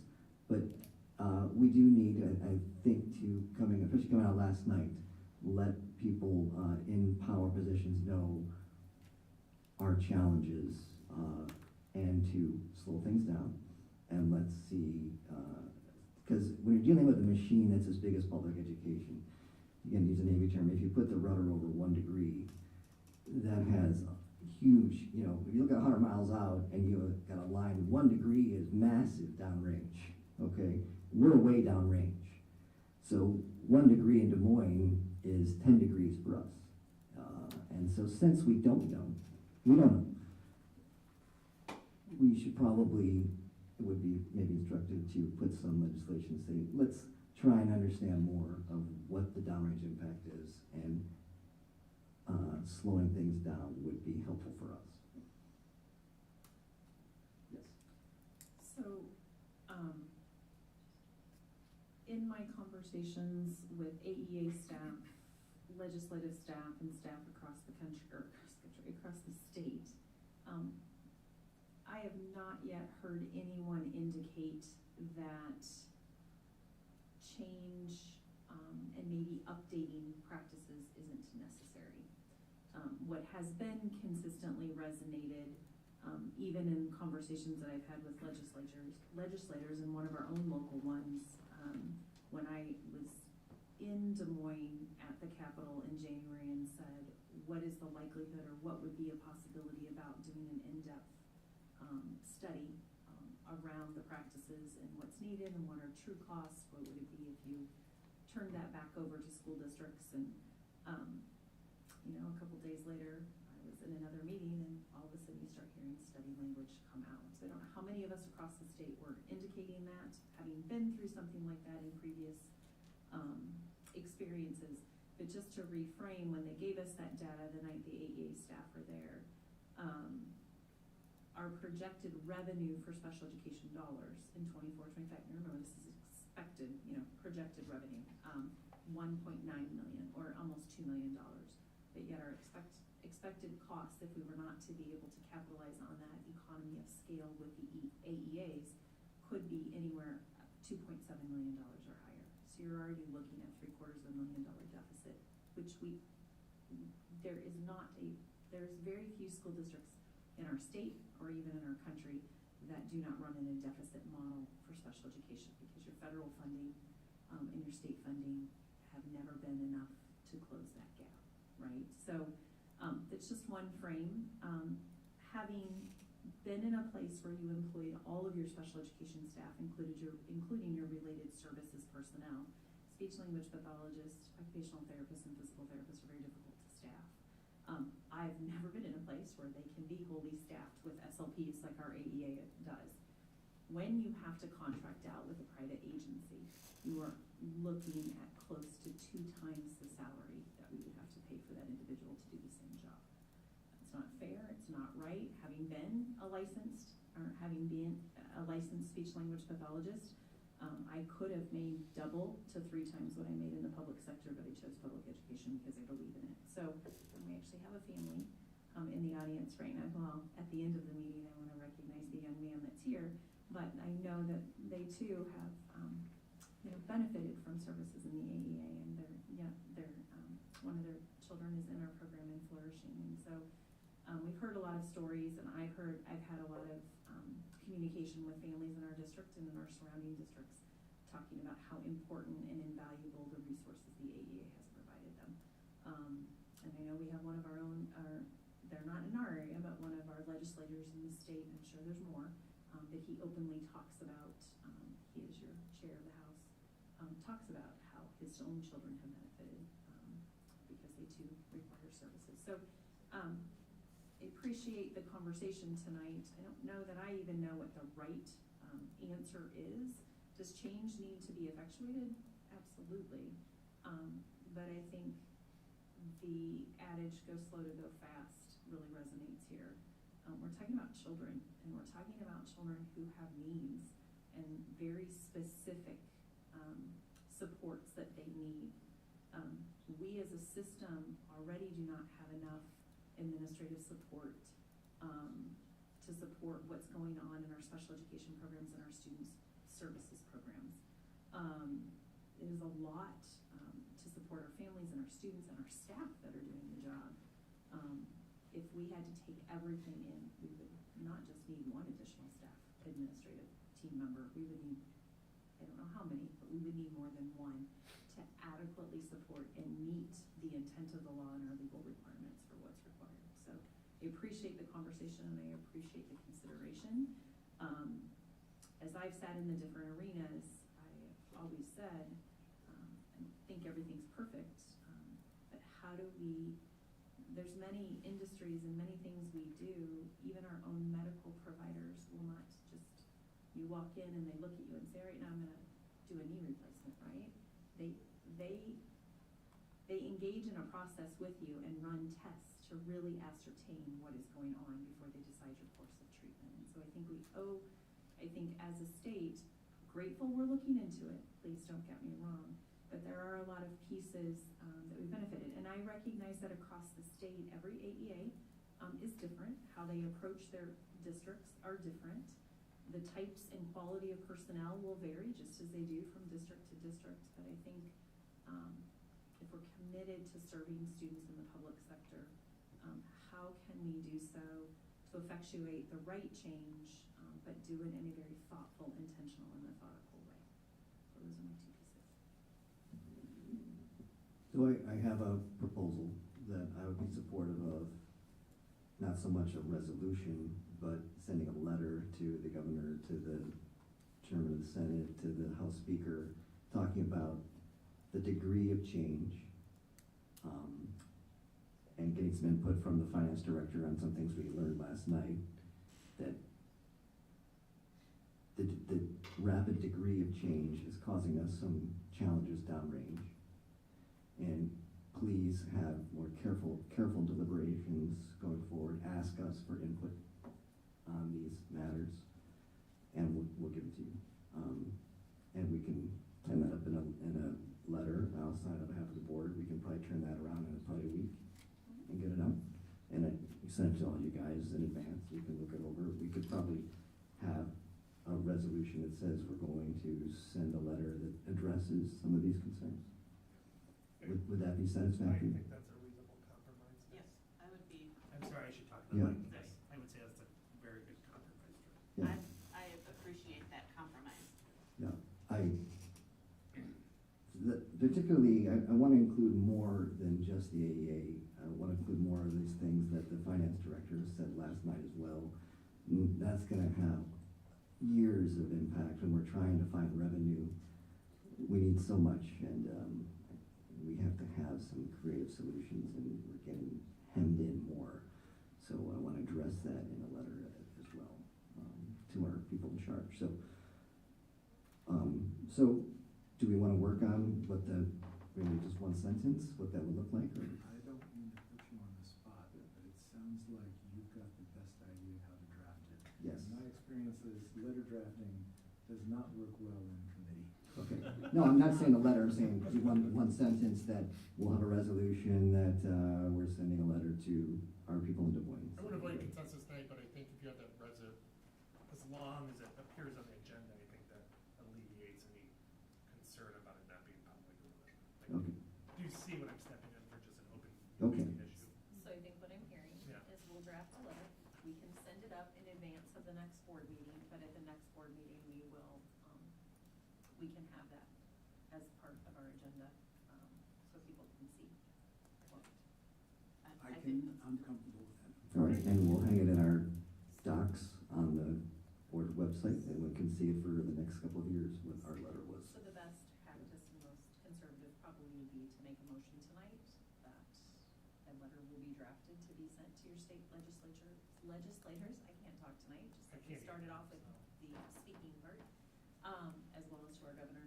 And then so we can share that letter with our community when we are completed with that, if you're comfortable with that. If someone would make a motion in a second. I can do that.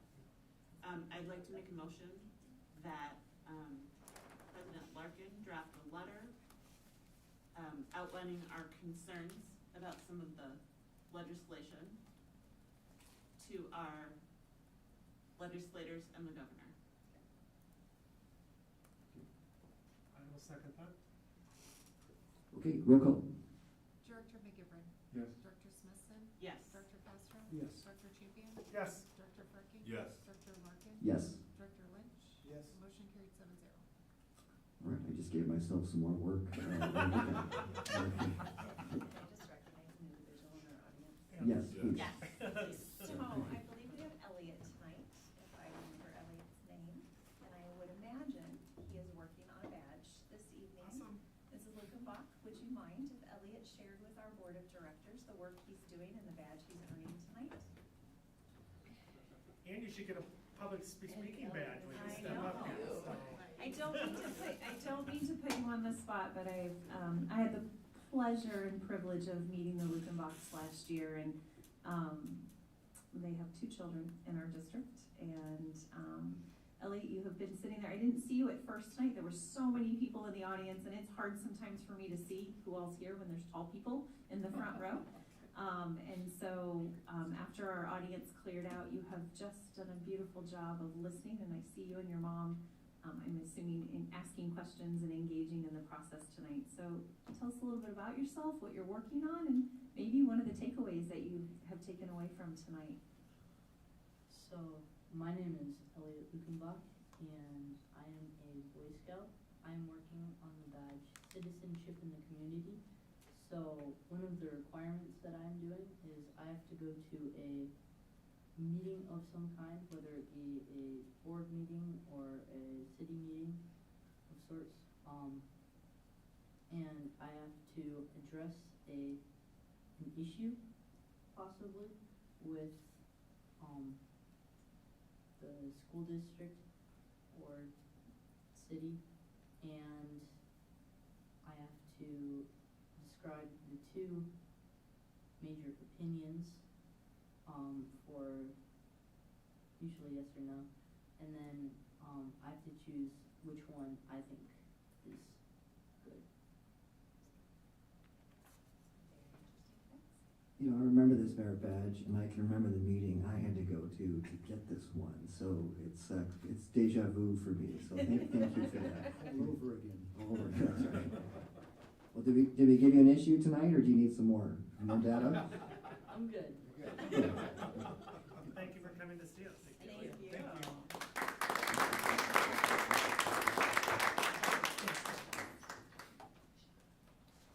All right, upcoming calendar events. Next one's the 20th. Any working groups you want to throw in between now and then? All right, It's spring break. spring Maybe break take a break. coming up, so enjoy that time off, everybody, and we'll see you back here on the 20th. Motion to adjourn. So moved.